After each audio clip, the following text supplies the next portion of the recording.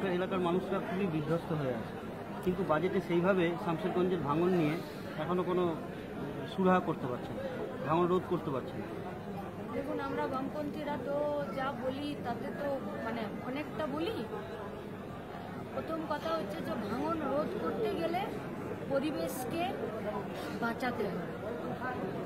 দেশে ওই হাসদেও অরণ্য থেকে শুরু করে আমাদের এখানকার লাটাগুড়ি, তিলাবনি আর এই মুর্শিদাবাদ, বহরমপুর শহরে যেভাবে পুকুর বোঝানো থেকে শুরু করে গাছ কাটা, আর তাতে কেন্দ্রের সরকার এবং রাজ্যের সরকারের যা প্রশ্রয় এবং চোখ বন্ধ করে থাকা, তার ফলশ্রুতিতে আজকে নদী ভাঙন, পরিবেশ দূষণ হওয়া, গরম বাড়া, এইটাকে আটকাবেটা কে?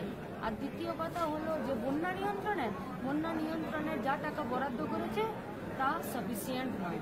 শামশেরগঞ্জ, ধুলিয়ান এইসব জেলায়, গোটা আমাদের মুর্শিদাবাদের, মালদার নদী ভাঙনের জন্য কোনো পার্মানেন্ট সলিউশন না তো রাজ্য সরকারের কাছে, কেন্দ্র সরকারের কাছে।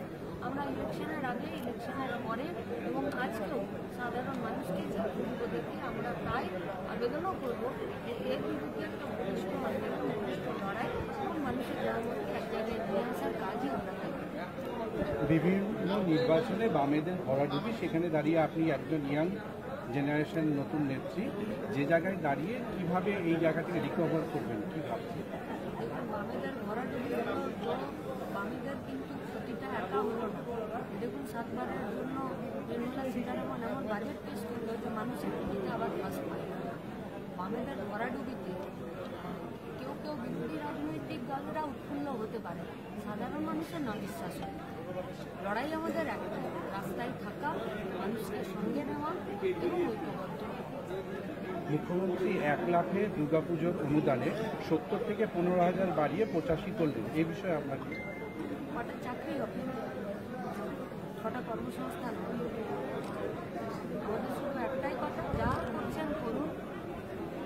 আমরা কোনো মতেই লড়াইয়ের ময়দান থেকে সরছি না। এই সবের হিসাব রেডি রাখি।